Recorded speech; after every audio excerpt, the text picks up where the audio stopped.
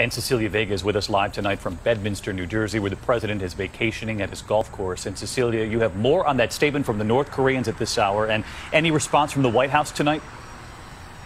David, no response from the White House because this statement literally just came in. I want to read a little bit to you. It is from a top Army commander given to us by state media, given out by state media.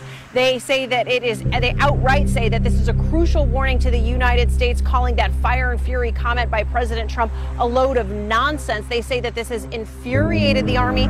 They list the exact rockets that they plan to use to fire at Guam, David, and they say this plan will be complete by mid-August. The administration will have to decide whether some sort of preemptive strike or some other measure should be undertaken to stop Kim.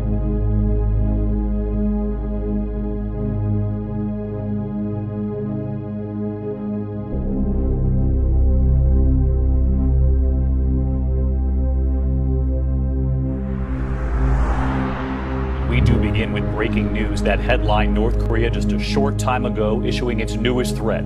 The AP now reporting that the North Korean regime is calling President Trump's words a load of nonsense, saying they will complete their plan to, quote, attack waters near Guam by mid-August. It comes after President Trump warned North Korea against making any more threats, or the U.S. would unleash fire and fury unlike anything the world has ever seen. ABC senior White House correspondent Cecilia Vega leading us off.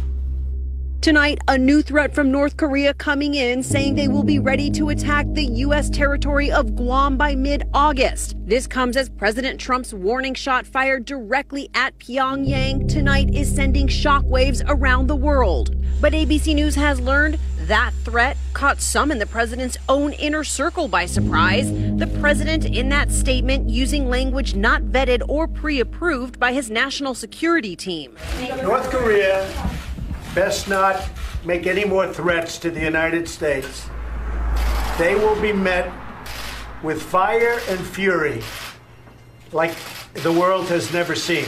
Sources close to the president say behind closed doors with top aides, including new Chief of Staff General John Kelly, President Trump had discussed taking a tougher tone on Pyongyang. But even members of his own national security team had no idea the president would go so far. He has been very threatening beyond a normal statement. And as I said, they will be met with fire, fury, and frankly, power, the likes of which this world has never seen before. Thank you. Within a few hours, North Korea responding with its own warning, saying it is seriously considering a plan to target Guam with missiles. The U.S. territory, home to crucial military bases and 160,000 Americans, is just 2,000 miles away. The Pentagon has prepared a specific strike plan for a preemptive attack on North Korea should the president order one. Key to that plan, two senior military officials and two senior retired officers tell us the battle-tested B-1 bomber, seen here in a military video, training for such a mission. The B-1, recently updated, has been a workhorse in Afghanistan and Iraq. Since the end of May, the B-1s have accelerated their training, conducting 11 practice runs, including one on Monday.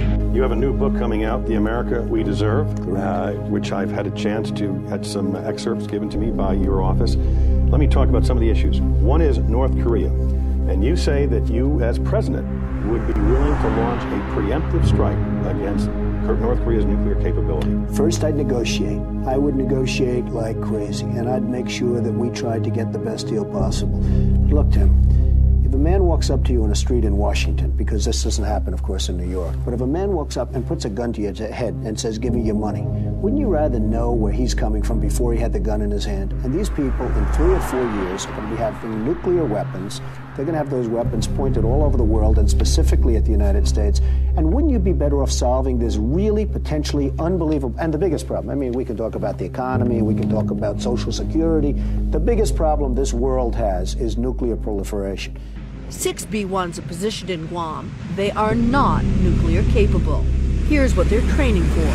Pairs of B-1s, supported overhead by satellites and drones, surrounded by fighter jets, as well as refueling and electronic warfare planes, have flown round trips, refueling multiple times to practice what a real operation against North Korean missile sites might look like. The highly sophisticated strike package is designed to be largely invisible to facilitate a sneak attack. The targets, multiple sources say, approximately 24 North Korean missile launch sites and support facilities, which intelligence officials tell NBC News they feel confident they have accurately identified. The B-1s can carry a mix of weapons, as many as 168 bombs, or more likely, the new JASSM-ER, a highly accurate missile that can be fired hundreds of miles outside North Korean airspace. Of all the military options you could consider, this would be one of the 2 or 3 that would be at least have a possibility of not escalating the situation. A single long-range strike against the nuclear program, a cyber offensive would be the second. Those are the only 2 military options that ought to be in serious consideration. Nonetheless, Admiral Stavridis, who is the supreme allied commander of NATO, says he would counsel the president against the use of the U.S. military at this point. Kim Jong-un would be compelled to respond. He would lash out militarily at a minimum against South Korea and potentially at longer-range targets, perhaps including Guam. That's a bad set of outcomes from where we sit today. And we have a country out there in North Korea which is sort of wacko, which is not a bunch of dummies, and they are going out and they are developing nuclear weapons. And they're not doing it because they're having fun doing it, they're doing it for a reason. And wouldn't it be good to sit down and really negotiate something, and ideally negotiate? Now, if that negotiation doesn't work, you better solve the problem now than solve it later, Tim. And you know it, and every politician knows it, and nobody wants to talk about it. Jimmy Carter, who I really like, and he went over there, he was so soft. These people are laughing at us. The former general of the Air Force, Merrill McPeak, the former Secretary of Defense, Les Aspin, said you could not launch a preemptive strike against North Korea because the nuclear fallout could be devastating to the Asian Peninsula. I'm not talking about us using nuclear weapons. Then the president himself weighed in, tweeting, "Our nuclear arsenal is now far stronger and more powerful than ever before. Hopefully we will never have to use this power." But his initial words have sparked international reaction. From New Zealand, I think the comments are not helpful in an environment that's very tense. To Germany's Foreign Office, saying saber rattling won't help. Even some in the president's own party, calling his words dangerous. All it's going to do is bring us closer to some kind of serious confrontation. I think this is very, very, very serious. The great leaders that I've seen, they don't threaten unless they are ready to act. Yeah. And I'm not sure that President Trump is ready to act. I'm saying that they have areas where they're developing missiles. No, but taking out their nuclear potential would create a fallout. Tim, do you know that this country went out and gave them nuclear reactors, free fuel for 10 years? We virtually tried to bribe them into stopping, and they're continuing to do what they're doing, and they're laughing at us. They think we're a bunch of dummies. I'm saying that we have to do something to stop. But if the military told you, Mr. Trump, we can't do this. You give me 2 names. You're giving me 2 names. I don't know. Do you want to do it in 5 years when they have warheads all over the place, every one of them pointing to New York City, to Washington, and every one of our... Is that when you want to do it? Or do you want to do something now? You better do it now. And if they think you're serious, I deal with lots of people. If they think you're serious, they'll negotiate, and it'll never come to that.